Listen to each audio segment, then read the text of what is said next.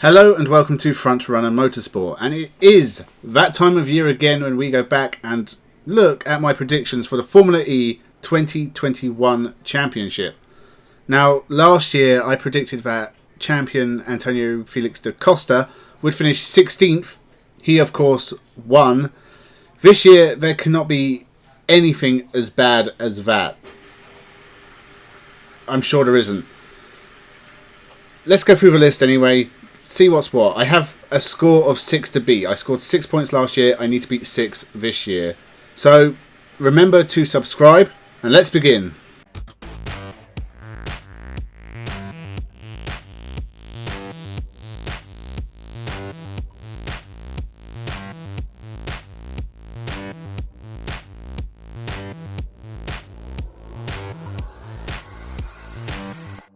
Welcome to Frontrunner Motorsport. 12th, Neo, with Oliver Turvey 22nd and Tom Blomqvist 24th. Neo have had the worst car for the last couple of years, and I don't think this year is going to be any better for the team. You can expect them to be rooted to the bottom of the grid. 2 points scored straight off the bat, but no real surprises because Neo have finished last for the last 4 years in a row. They were better this year. They actually scored some points. There's a couple of good performances. It helps that the grid's always really mixed up. Both drivers performed okay by the standards you would expect. When I do my predictions video again next year, Neo will probably be last again. But I think there will need to be massive changes at Neo for them to find any kind of success. And by success, I mean not finishing last. 11th, Dragon, with Nico Müller 21st and Sergei Seti Camara 23rd.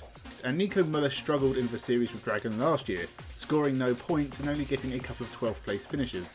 He was joined mid-season by Sergei Seti Camara, who also scored no points. I wouldn't be surprised if each only got a single points finish somewhere, but don't expect magic from this team. I wasn't far out on both drivers. I actually only got them wrong by 1 place each.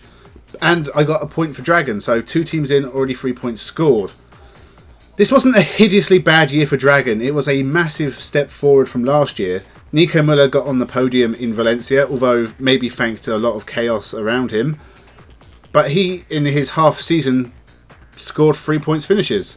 He was replaced by Joel Eriksson, the only driver change all year, and even Joel Eriksson managed to score a single point.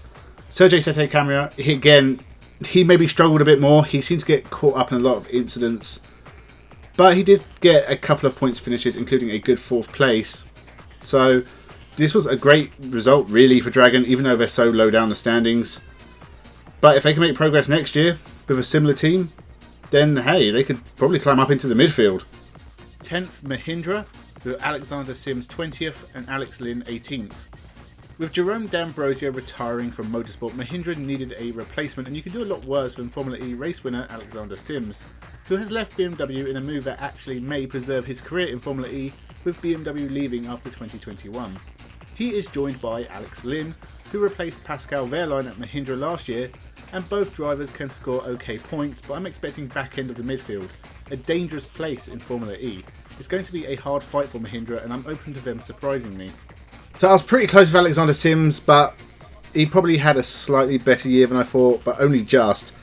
Alex Lynn had a fantastic year. Honestly, if it wasn't for his 2 retirements in Diriyah and 2 no-point scoring finishes in Berlin and being disqualified in Valencia, he would have been in real championship contention. This was a really good year. He took his first ever win. Mahindra looked okay, but they did still finish kind of low down in the midfield. So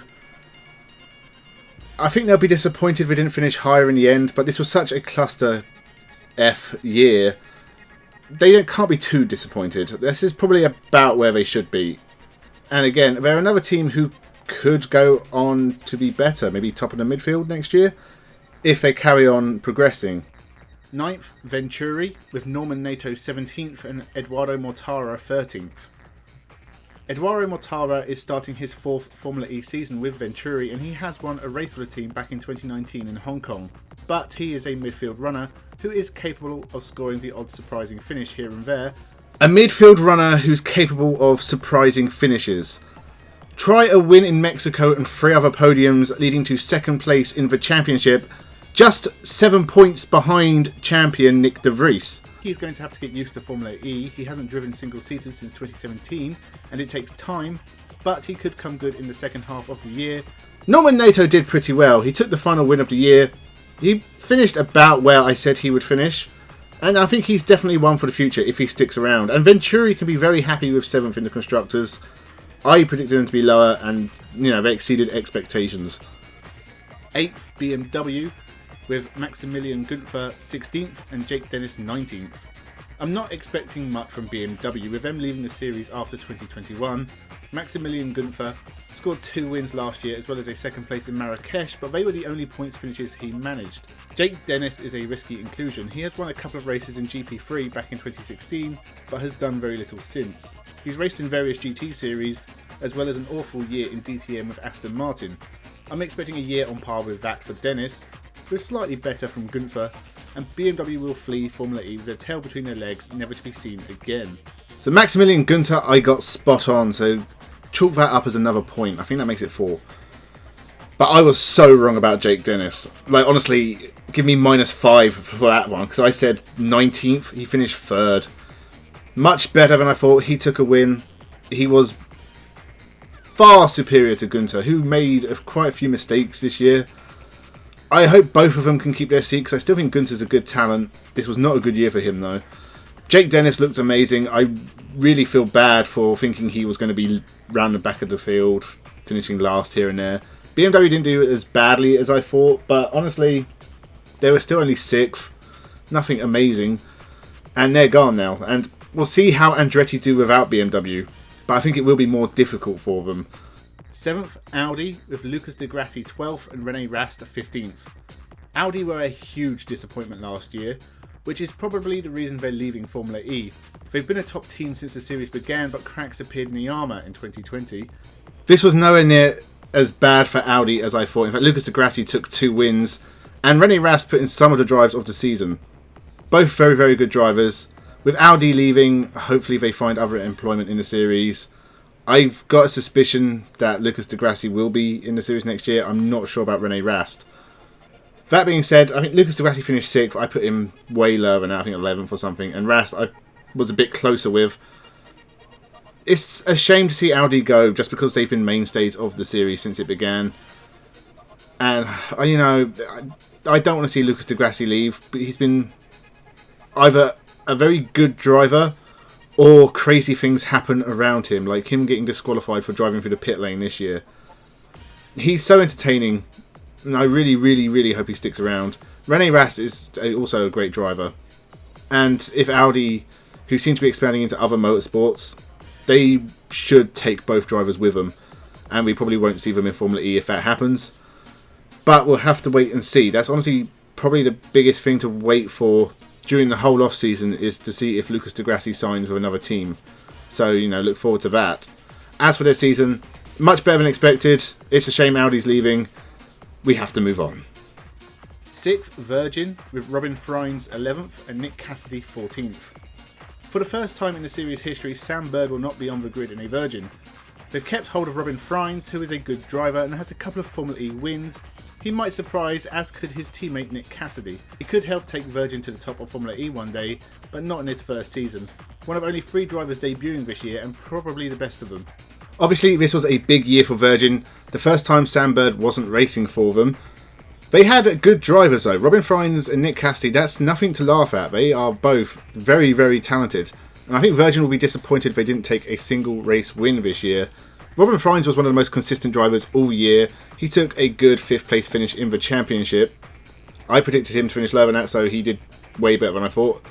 Nick Cassidy was a little bit lower than I said, but he was still around about. But there was some very, very good drives with him. He got a couple of pole positions. He just couldn't make the race wins stick. There's a few mistakes here and there. He almost won in New York.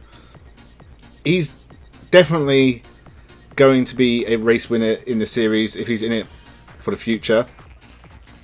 5th, Jaguar, with Mitch Evans 6th and Sam Bird 9th. Jaguar always seemed to disappoint me. I predicted Mitch Evans to win the championship last year, but not this time. Fool me once, shame on me. Fool me twice, go to hell. I still expect a decent 6th place for Mitch Evans and probably a win or two, and he is joined by Sam Bird, who has fled Virgin for Jaguar and will bring his experience and talent to the team.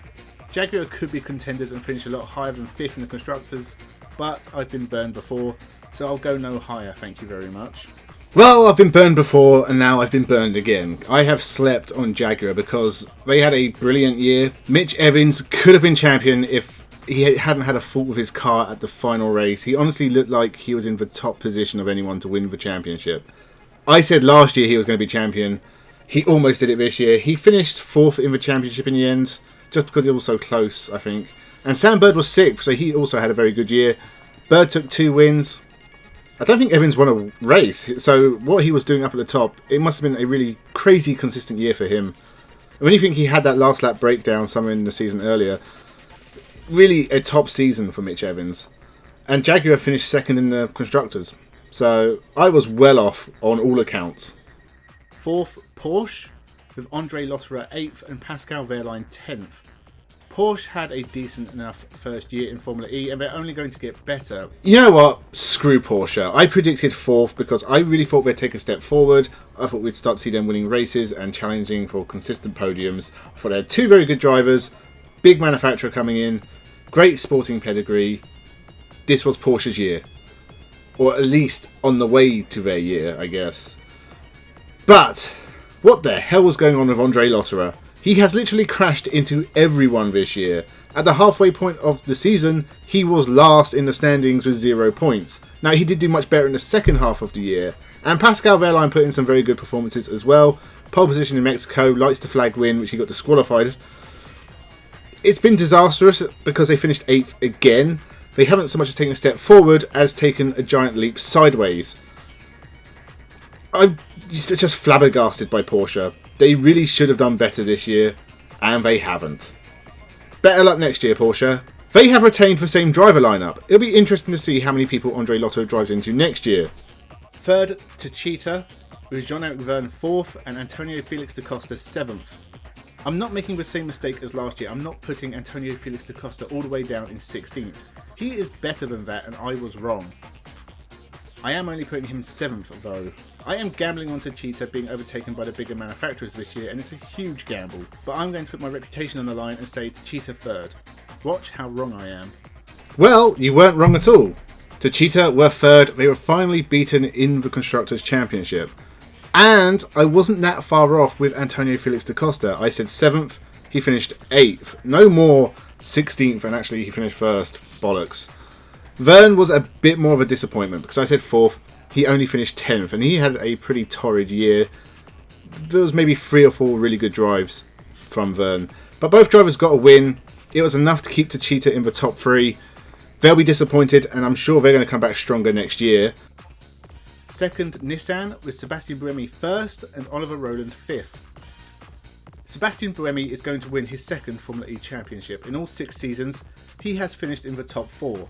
He is an amazing driver, and Nissan finished strong last year. Why are the champions so hard to predict in this series? Last year it was Da Costa. He really screwed me over, made me look stupid. Now it's Buemi's turn to make me look like a complete idiot. How did this happen? Buemi, who has not finished outside the top 4 in the championship since it began, and he's now finished 21st. That is 20 places lower than I predicted. I don't understand. Because Nissan looked pretty good towards the end of last year. Buemi, always top-end finisher. It was a recipe for another championship. And instead, he was nearly last. Sebastien Buemi finished behind Nico Müller, who only competed in half the championship. And I just don't understand. Like, Oliver Rowland did better than Buemi. Fine. Both of them are pretty low down. Nissan, I don't know what happened. But I'm surprised they didn't quit mid-season and just give up and go bust. Go bankrupt. Disappear forever. Because this was awful. And it was sad to watch. And, you know, if Buemi doesn't win Le Mans and the World Endurance Championship, this year will be a complete disaster for him. I don't get it. First, Mercedes. Second, Stoffel Vandoorne, and Nyck de Vries third. Mercedes can dominate any race series they enter, and they have won pretty much everything at some point in their history. They have two first-class drivers, and whilst I think Stoffel Vandoorne will miss out on the championship by a small amount, I do think Mercedes will take the constructors. Stoffel Vandoorne had a strong, consistent year on his way to second place in the championship. He took his first win, and I think he'll be runner-up again. Nyck de Vries is good. The 2019 Formula 2 champion got involved in a few incidents last year, but he got points here and there and will improve in his second year, taking his first win. This is the year Mercedes stake their claim. Both drivers will win races, they'll finish second and third, and Mercedes will win constructors. Well, I was right about Mercedes. They won the constructors title. Did not get the drivers right though. Vandoorne only finished 9th. Not his fault. He got caught up in a lot of incidents that were nothing to do with him. And Mercedes had a really terrible mid-season. But this was such a crazy championship that he still wasn't actually that far off winning the thing. Which was won by Nyck de Vries, his teammate, who I actually said would win his first race this year, and he did. He won 2 races. I did not expect him to take the championship, which he did. It was so close all year, and all it took was a couple of good results right at the end for Nyck de Vries to be the champion. Mercedes have won the Constructors' title, which I'm sure they'll be very happy with, and they've announced that they're leaving the championship next year. So, it was all worth it in the end, apparently. It's a shame they're leaving. I don't think that's a good business decision, especially if they're sticking in F1, which seems to be going in the wrong direction. But if you're a Mercedes fan, with Nyck de Vries being linked with Formula 1 drives now, I think this is acknowledgement that he is a damn fine driver. The Formula 2 champion of 2019, Formula E champion in 2021. Sky's the limit for his career now. So they were my predictions. They weren't very good. So I needed to beat 6 from last year, and this year I got 6. 4 constructors, 2 drivers. I'm not very good at this. And again, Buemi 20 places lower than I said he would be. That's pretty disastrous. But the series starts again in January, and there will be another predictions video for that. So make sure you subscribe to the channel. Stick around. Wait to see another disaster. Formula E is pretty damn good. You should be watching it. Leave your thoughts down below. Leave your comments. Were your predictions close? Leave a like and a share. Thank you for watching, and have a good one.